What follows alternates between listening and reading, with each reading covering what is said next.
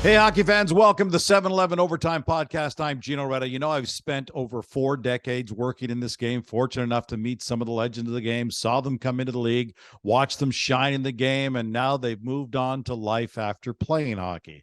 The 7-Eleven Overtime Podcast gives us a chance to catch up, tell some great stories, relive some great memories, and hear what they're up to today. Today's NHL legend, a Stanley Cup champion. When he retired, he was the highest scoring left winger in NHL history, a Hockey Hall of Famer, voted as one of the top 100 players of all time. Currently the president of the LA Kings, Mr. Luc Robitaille. Luc, welcome to the show. Great to catch up with you again, my friend. How are you, my friend? Excellent. Excellent. Luc, I loved watching you play. I loved what you did, but you were like, you snuck up the all-time rankings to a point where there were times where I was like, oh my God, there's only 12 guys in NHL history that have more goals than you. And that list includes Gretzky, Ovi, Howe, Yager, Mario Lemieux. Does it ever just land on you, the fact that you're up there amongst the greatest goal scorers in the history of this game? It's kind of funny because until I played my last year junior, I thought of myself as a playmaker, and I was always trying to make passes. And then one player taught me how to shoot and how to get out of position myself. And I don't think I ever realized where things are and so forth. Sometimes I think I'm like, man, if I wouldn't have screwed that up during that time, I might have gotten more. I was always trying to get better every day. I still think that way. So, it certainly is like I'm very happy I got to play in the NHL, all this time. And I still remember the day someone asked me that I was 2 goals away from passing the Rocket Richard, and I was like, I don't think, I'm because it was a Rocket back home. So I don't know. I think I think I was lucky to do what I did, and I don't really think of it that way. Luc, you weren't lucky, man. You had 8 straight 40-plus goal seasons, 2 50-goal seasons. You're a top 100 player of all time. I don't know, Luc. I don't think lucky, even though your nickname is Lucky Luke, luck doesn't seem to fall into it from my perspective. No, you got to work hard at it. I did work hard at every day. I was kind of crazy. Sometimes I'll talk with my wife and my kids, and I thank them because I feel I was very selfish when I was a player, because everything was around getting ready for the next game. Yeah. And even in the summer, once we started knowing about training and so forth, was getting ready for the next season. And it was an everyday thing for me, whether it was extra rest or whether it was like eating early, going to bed early. Like I literally focused on getting better every single day. I wasn't good every day, but I know I was ready the best I could do for the next game at all time. And that's probably why over time I ended up like putting up good numbers and so forth, because my next game I always felt could be my last. Yeah. All right. Here's something that kind of rings true with me, and I don't know if it rings true with you. So let me ask you this. I find it funny in talking to some of the younger players now. They just really don't have any idea of what came before maybe last generation or their current generation. They've kind of lost track of it. But sometimes you get reminded. So March of 2022, Alex Ovechkin passes you to become the highest scoring left winger in NHL history, which then, of course, gets everybody talking about Luc Robitaille, because you're the guy that he just passed. Did you find that some people were saying, holy crap, I didn't know Luc Robitaille had done that. I didn't realize that he had done this stuff that only Alex Ovechkin has now done? The dads, it always comes from the dads or the grandpas now. They all seem to know. So I see them. I think young kids don't know. The only thing that's good for me is like I've been kind of even some kids like to play the old video games. So I was a glitch on a couple of the video games. So they know my name because of that. I think more than the fact that I was a player. But yeah, you're right. I think players in today's game, they're so focused on what they do, and I don't think they even have time sometimes to look back and to see what some guys have done. But so far, like, because there's still enough grandpas and dads out there, I don't see it too often. All right, so now let's remind them. We're in conversation with Luc Robitaille, Hockey Hall of Famer, Stanley Cup champion, now president of the LA Kings. This is the 7-Eleven Overtime Podcast. I'm your host, Gino Retta. Luc, everybody remembers 1993 as the year that Wayne Gretzky led the LA Kings into the Stanley Cup playoffs and an unbelievable run. But in actuality, that was a year you personally had a career year. Your record for 125 points by a left winger still stands to this day. The thing that people forget is Wayne actually was hurt most of that 92-93 season, and he only played 45 games. And while Wayne was out, you were wearing the C. Was that clearing away your best NHL season and a moment of real pride for you? Because people could have looked at that and went, okay, that was Wayne's team. But in that particular year, for a big chunk of it, that was Luke's team. Well, it was always Wayne's team. It was like, let's just be. I appreciate that, but you carried the team through a time where Wayne wasn't even around. Yeah, at the time, Barry was our new coach, and we were told in the summer that Wayne was done for the year, and he actually could be done for his career. Yeah, we really didn't know. So at the time, Barry went through training camp, and I remember he talked about he wanted to name a captain just to get going. And he asked me who I thought I should be. And I said, I think it should be Dave Taylor. He goes, that's not who I was thinking of. He goes, really? I go, really? He goes, I was thinking about you. I'm like, oh, okay. I thought what an honor. But we really believed, we weren't sure Wayne was ever going to come back.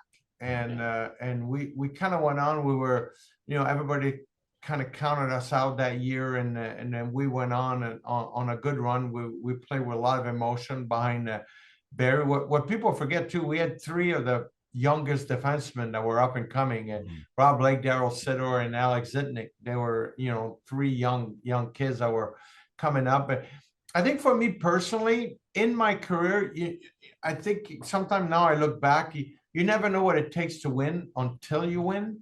And for most of my career, coaches would put me on the second line. Maybe it had to do with my skating or, where I was drafted and so forth. And then, I would end up playing on the first line or more minutes when we were down a goal or so forth. But this was really the first year where I was given a prominent role on the first line. And I think that's why, statistically, it changed a little bit. And now I know that me being on the second line a lot of time was helping the team, and probably better than being on the first line most year. But that year is really the only year in my career where I was really put in on the first line. Then when Wayne came in, I think it took maybe 6-7 games. Then we were put together on the line and with Thomas Sandstrom, and it worked out real well. But he, that it was always his team. 9 goals, 22 points in 24 playoff games that year. You ultimately ended up losing to the Montreal Canadiens in that cup final, the last Stanley Cup won by a Canadian team still to this day. What was that run like for you as a life experience? It was incredible. I mean, you start the first round and next thing you know, you win. And we played a good way. We played a real fast way. We believed in our team. And I remember going against Toronto. We thought we had a real good chance about him. I'm not sure we believe it would go to 7 games. And I thought we were a little faster than them, but they had Doug Gilmour, they had great Wendell Clark, Andrew Chuck. They had a great team, and the best player in the world elevated his game when it counted the most, and that's the reason why we ended up in the finals. I mean, it was incredible to look back now, and at the time you're just a player. It's important to win, and all you care is about winning. But to look back and go, man, that's incredible what Wayne did. It's absolutely amazing, and he was intense, that player. Even against Montreal, he was the best player on both teams. And it's too bad we didn't win, but it certainly was what Wayne did during those playoffs, coming back from back injury that people thought he might be done. Was exactly back to the Wayne Gretzky who we're used to seeing in the Edmonton days. He was so much fun to watch, man. So much fun to watch. I mean, it was amazing as a broadcaster, and then ultimately I got to know him more on a personal level. But for you to be on the ice surface with him, amazing thing. Then you became a bit of a journeyman, not by choice. You were traded to the Pens in '94 in the Rick Tocchet deal, traded to the Rangers in '95, but then traded back to the Kings in 1997 in the Kevin Stevens trade. You were involved in some pretty big deals. Yeah. That was Dave Taylor. You mentioned Dave Taylor. That was Taylor's first move after being named back as the general manager. How important was it for you that that he believed in you so much to come back. And then the success you had, because you had 4 seasons without scoring 30. Then you had 39, 36, 37 in the next 3 seasons with the Kings. Yeah, it was kind of interesting for me. Like when you have a role on a team and then you switch teams, sometimes you're a little like the one year in Pittsburgh was a kind of a weird year because we had the lockout, and then Howard Baldwin was I think he was going to lose the team. So I recall talking to my agent, and actually Howard was really nice, and because I had an opportunity to be not a free agent, but to go to arbitration. Yeah. And he kind of knew he wasn't going to be able to afford to pay me. So they moved me, and then going to New York, but not really understanding my role. Like, and it was always hard. And then it's kind of funny. You get in your head. Next thing you know, I got injured for the first time in my career, 2-3 years in a row. And when Dave brought me back in LA, I was still injured that first year. And then I was able to come back, and I was grateful to come back and understand what my role was going to be for the team. And no matter what, the team, for me, the team where you start with is a team that believes in you to start with. So it always felt like that was my team, and it felt very comfortable to come back. And I was fortunate I was able to restart my career after I'd gone through like numerous injuries. I remember covering the game January 7th, 1999, a special night for you, Luc, your 500th career goal at the Forum against the Sabres. What do you remember about that night and that final step onto the precipice of the 500 goal club? I think I remember the first goal. It was a great pass, if I recall, from Rob Blake, kind of an empty net, and then coming in, and I just you're not really thinking. I was just playing, and I got a great pass. Actually, it was a young kid, Pavel Rosa. Yeah. And I was probably lucky it wasn't Dominic Hasek in goal that night. I think they had it back to back, and it was just a great feeling to know you hit 500. I don't think, like I always played the game like like I said, like trying to get better for the next game. But when you hit 500, even though you're a player and you focus about the next game, it still hits you. You're like, oh my God, I was Guy Lafleur. Like those were some of the players, like Phil Esposito. And you start like for a split second. When I was a player, I would take maybe a half hour to say, man, this was special. But then I would move on. But I have to admit, hitting 500 goals is very special. And I remember I got a letter from Phil Esposito, and I kept it. It's in a box at home, but it says, welcome to the club. And I was like, oh my God, I'm in a special club. And that was kind of cool to get that, It's so cool when you get those notes from your heroes. I mean, I'm so lucky in this job because I get to meet so many of my, I got to meet Jean Beliveau, was my hero as a kid growing up, and Guy Lafleur's, and then you get a note from Phil Esposito. Yeah. That's freaking like a cup ring. That's what that is. It is. It's amazing for us kids that love to play the game, and you get in and you get a letter from one of those guys. You're like, oh my God, this is special. Hey, you mentioned Dominic Hasek. Speaking of special, so let me work a little further down your career. Now, you got real close to the Stanley Cup with Wayne in '93, but didn't win it that year. You're now well into your career. You got an opportunity to go anywhere you want as a UFA. You get a number of great offers, but then you decide to sign with the Detroit Red Wings. You get to join Dominic Hasek on that team. Why? And you took less cash to do it. Why? Why did you make that decision? I remember like when the day before was going to be free agents. I can't remember exactly the time. For some reason, I can't remember if it was noon or 9 a.m. And I can tell you it was noon for us Eastern time because I was working. I was on the air. 9 a.m. the free agency, and I think if I'm not mistaken, Dominic got traded to Detroit. Correct? Yep. He signed. So that the day before, I was going over on a call with my agent. We were talking about what team he was going to talk to and so forth. And I was more thinking, maybe I should try to stay on the West Coast. But my wife at some point looked at me and she says, well, why are you looking at that? I go, well, because we knew our kids were old enough. They were registered at school. Yep. for the first year they would stay in LA and travel back and forth. So I was thinking making it easy. And she says, well, who do you think is going to be the best team next year? And without looking at her, I was looking at some paper and I said, well, I think Detroit. She goes, really? Why Detroit? Because we had just beaten Detroit that year when I was in LA. I said, well, they just got Dominic Hasek and they already have a good team, and now they got the best goal in the world. She goes, well, why don't you try to go there? So I had no idea this was the backstory to this. This is great. well, I said, yeah. And then we knew they were looking for a winger. So, and I said, well, because it's Detroit and it's far. She goes, well, it doesn't matter whether I have to fly 1 hour or 5 hours. It's the same. I'm going to have to go to the airport. I said, well, okay. So literally we did focus on Detroit. And I remember Pat Brisson, my agent, called Kenny Holland when it started. And they actually thought I was signed with LA. And I think we made the deal in less than an hour. And Wow. that's how it happened for me. Yeah. That's amazing. And then obviously the success, 30 goals, 50 points in your first season with them. And you go to the Stanley Cup final, you win the Stanley Cup. And it still gives me shivers thinking about this. Stevie Yzerman raises the cup, hands it to Dominic Hasek. And this is always such an incredible tradition. And then Hasek turns around and gives it to you. What was that moment like for you? It's very hard to describe because your first thing is you're trying to make the NHL. Like I said to you earlier, like I tried to stay in the NHL every day, and then you realize at one point, 93, I thought we would come back and be in the final the next day and the next year, sorry.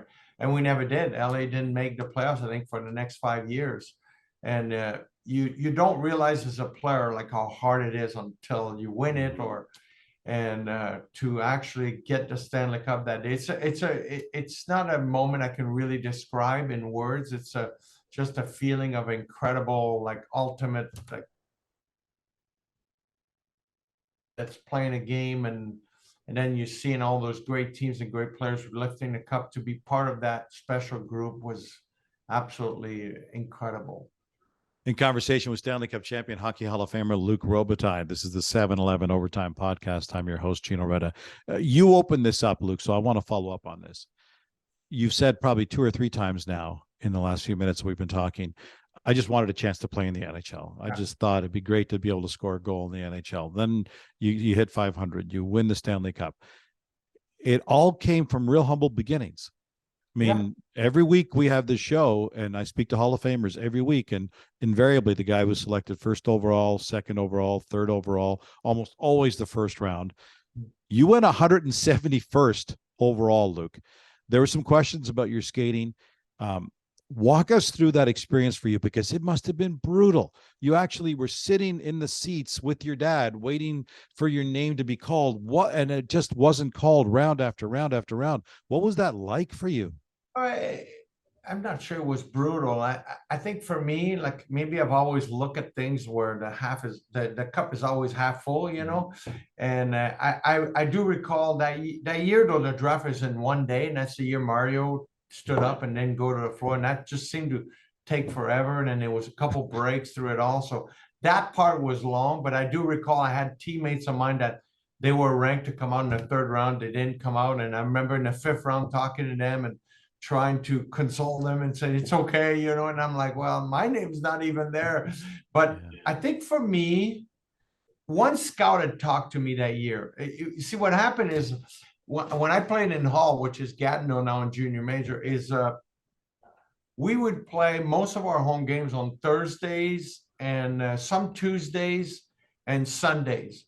And a couple of times during the year, our coach would give us Mondays off, and I had a class in the morning, and then I didn't have class in the morning on Tuesdays because I knew we had a lot of home games. So there's a few times where if we get a day off on Monday, I would do the 2-hour drive and go meet my dad. We would go watch Mario Lemieux on Monday night because he played in Laval. Awesome. And Mario, literally as a player, go watch Mario. And I remember being at a game, and this one scout comes to me, and this older gentleman, and he feels my arm like as he's coming in. He goes, "How you doing, Luke?" And I'm like, he goes, "What are you doing here?" And I didn't speak real good English. I still don't, by the way. But I told him I met him. His name was Alex Smart. He was a scout for the Kings. So he says, "I like what he asked me." My dad was next to me, so he kind of helped me translate, and he was asking me what I was doing there. And I told him I come to see Mario because I just think he's incredible. And I think he got a kick out of that on my day off, I would go watch another junior player. And I remember him talking to me about keep playing, even though our team was struggling my first year. And then he met me another time after practice in Hall that year. So that whole year, I didn't have an agent. There's only one person that talked to me from the NHL, was this gentleman, Alex Smart.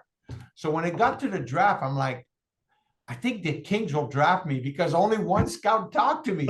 So every time the Kings team would come on, I thought I was going to come out from the second round on. It never happened. But then the rest of the next round, I never even thought a team was interested in me. And so when it came to the ninth round and I was drafted, for me, I think the most important thing is I remember clearly telling my dad, my name's on the list. It's up to me now. And that's the way I looked at it. My name's on the list.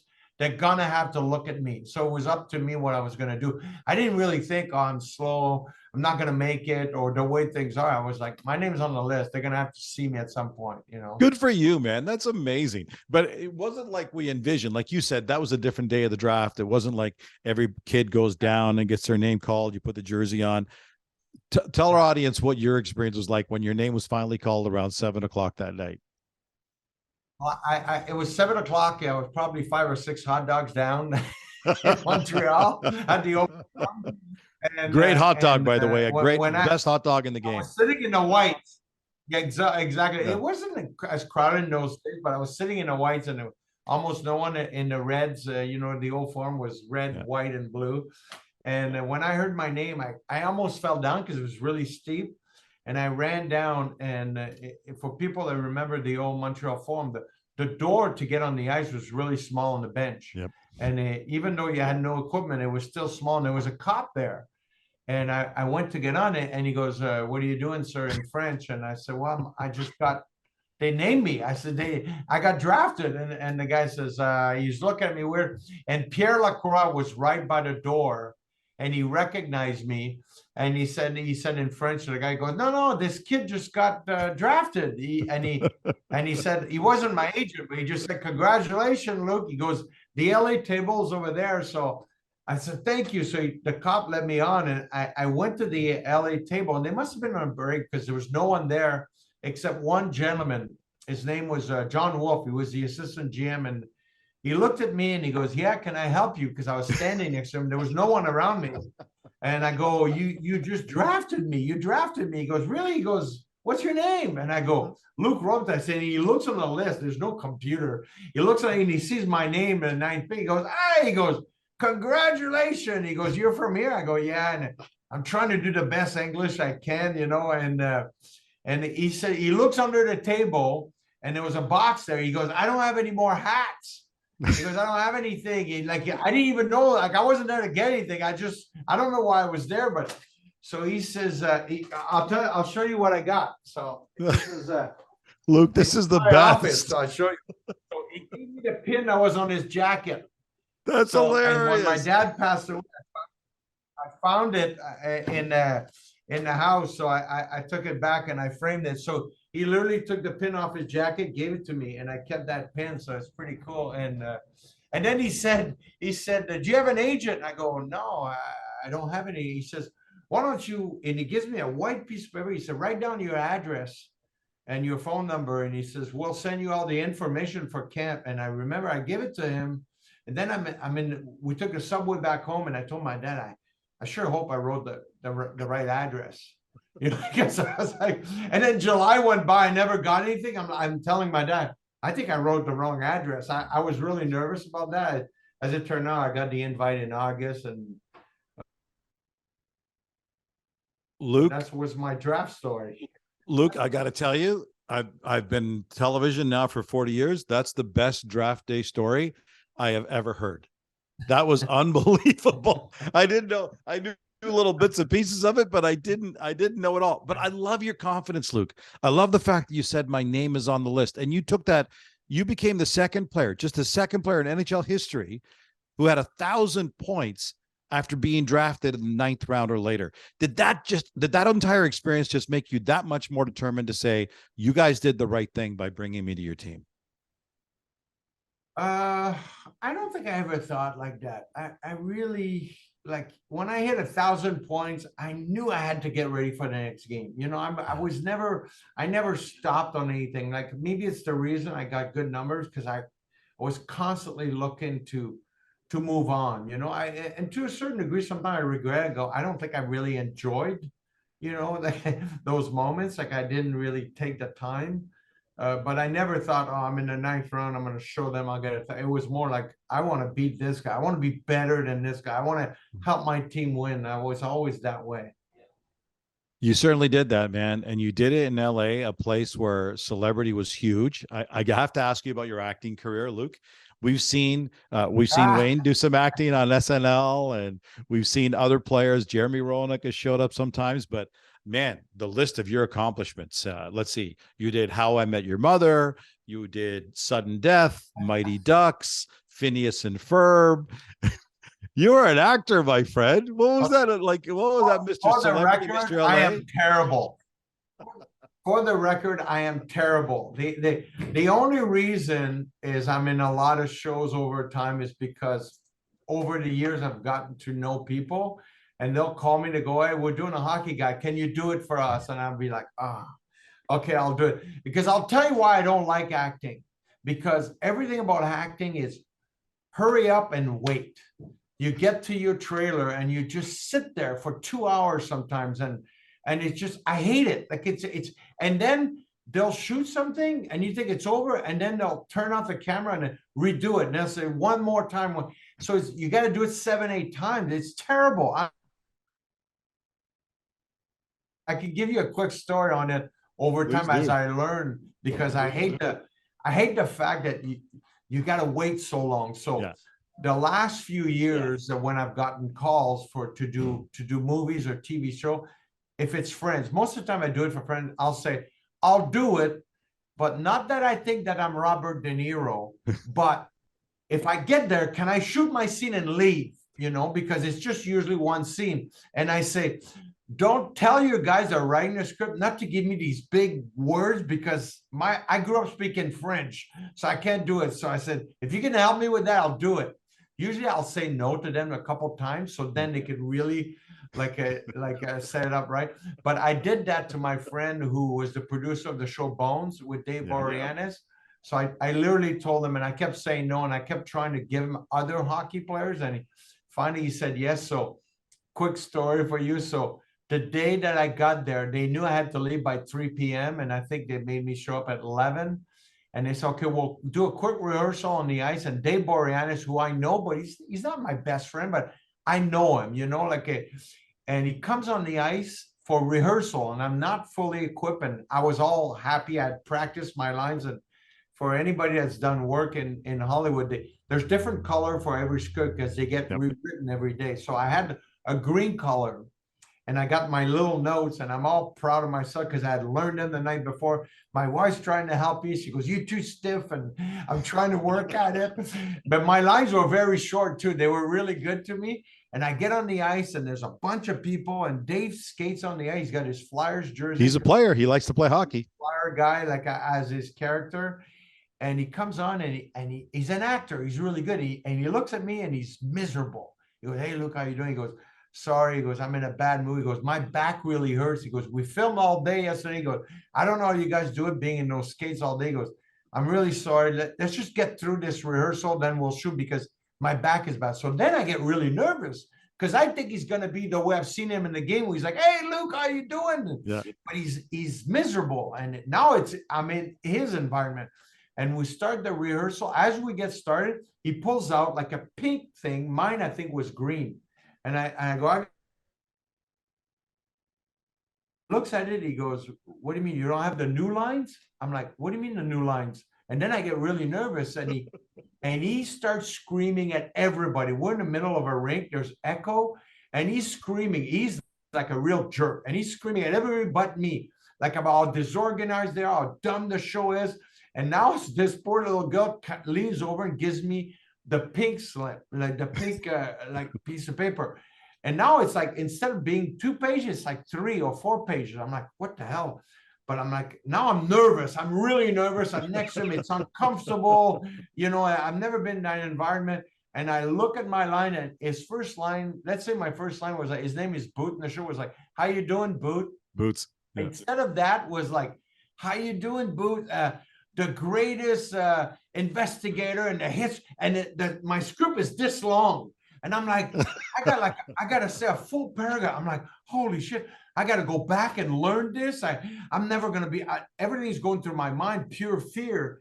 And then he answered, go, yes, so then I turned the page. My next thing is like this long. It's like, as the great Nostradamus. They got all big words, and I'm like reading it. I'm like freaking out. And then by the third paragraph, that was longer and longer, I look up and someone's got a little smirk. I go, F you guys. They totally had me. If they would have had a bloopers camera that day, it would have been the greatest blooper, because see fear and sweat on a man. That's hilarious. Funny the way they did it to me before the scene. Busted, pranked by David Boreanaz, the hockey fan. That's hilarious, man. You've had some great experiences in your life. I remember, I really appreciate you telling all these great stories. These are great stories, Luc. I remember one of the great moments, and I was so happy about this. As your career was winding down, you got back to the LA Kings. You had 3 different stints with the LA Kings, and they gave you the C for your last game on April 15th, 2006. Matthias Nordstrom was actually the captain, but they gave it to you, and you did the speech after the game, and you did a last lap and a goodbye. What was that entire experience like for you as you kind of skated off for the final time there? It was a little bit of a blur. I was shocked when Matty did that, because we were, and it certainly was a big honor. I think for me, I remember around Christmas that year thinking, I think that's it, and then suddenly everything that sometimes you think bothers you as a player, little things, suddenly everything was easy. It was a lot more fun for me. So I got to really enjoy the last 3-4 months. But certainly that day when Matty came on, and then to have the opportunity to say thank you to the great fans of LA, and I kind of feel like I grew up with them. I was there before the Gretzky era. I was there during the great Gretzky era, and we had some good runs after. Never came really close to winning it all, but it certainly was absolutely incredible to have an opportunity as an athlete to say goodbye to everyone. But you did get a chance to win 2 more Stanley Cups in leadership with the LA Kings. You slipped into a role right out of your retirement, right into the head office. Now you're a team president with the LA Kings. What was it like bringing the Stanley Cup to LA and actually winning it in those 2 years in 12 and 14? It was truly an incredible feeling, because I remember when the first year I kind of took like a part-time role and learning the culture of the LA Kings and so forth. And we had hired Dean Lombardi, and Dean came in with a very specific goal. Like, he was not going to trade any picks. He was going to build it from within. He always said he wanted to have players that would mean something to have to wear the crown of the Kings. And that meant everything to me. So I understood that. I was very fortunate. I got to play in Detroit and understood we always talk about culture. But a culture of an organization is when everyone speaks the same language. Everyone's doing a job towards one goal. And so from my standpoint, where I was really involved on the other side of the organization, that was really my goal, to make sure our fans understood what we were doing, and our staff understood the direction that we want to be. You never know you're going to win the cup, but I know one thing: if you don't try to win it, if you don't try to build it that way, you're never winning it for sure. If you just try to make the playoffs, you're probably going to make the playoffs a few times, but you're not going to win it all. You got to try and mean it. Yeah. And we were lucky that we had a great leader in Dean, like that really built the organization towards that goal. And at the same time, we changed the internal culture of the way we spoke as an organization. And you change the respect factor of an entire portion of the United States. Hockey's always been big in Minnesota. It's always been big in the U.S. Northeast and in New York State and Philadelphia and like, but not in L.A. I mean, Wayne obviously was a huge part of that, obviously, the single most the biggest factor. But you've been there. You saw the team go to its first cup final. You've been in management to the first 2 Stanley Cups. Can you believe all that's happened in that region with that organization, with the game of hockey? And now there's thousands, tens of thousands of kids in that region who play hockey now. Oh yeah, like it's incredible the growth we've had over the last. I mean, you could say from the Gretzky era, new rinks were built, and then after that, the Ducks have done a really good job on developing hockey from within at the base. We've done a lot of the same. We make sure we're opening new rinks, and I mean, there's so many kids drafted or playing NCAA or junior major right out of California today. It's incredible. I mean, I remember a few years ago when we were fighting to get the AHL to come on the West Coast. And that was like, we got a lot of pushback, and then we finally got it done. Today we have 10 teams on the West Coast, playing in that division. It's incredible. So, and some of the most successful franchise in the AHL are on the West Coast, and and it really shows you the growth of the game, what's happened on the West Coast for us. Unbelievable. Luc, what a great storyteller, buddy. I've known you for decades, and to hear you tell these stories is great. You've been so generous with your time. I want to play a little game with you, okay? We do each week we have our guests on. We play 5 quick facts that most people wouldn't know about you. Okay. So I'll give you just quick quick questions, and you give me your answers, okay? I'll try. Number 1, who was your favorite team during your career and why? Your favorite teammate, sorry. Who was your favorite teammate during your career and why? So hard with teammates because there's so many, like if Manny Nordstrom, Rob Blake, Tony Granado, Gretz. I mean, come on. I was going to say I got Gretz on line too here, Luc. I got to play with my idol, Mark Messier, Steve Yzerman. That's hilarious. That's good. Okay. Did you have a pregame ritual or superstition that you always relied on?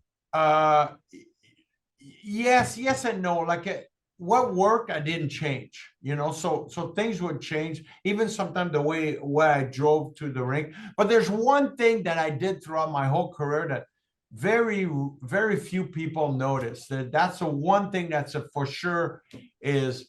It happened in midget AAA because I saw there was a player I played with that taped his stick every period. So I started doing that. And one game, I used to tape my stick white, every game in midget AAA. And then the second period, the trainer ran out of white tape. So I taped it black.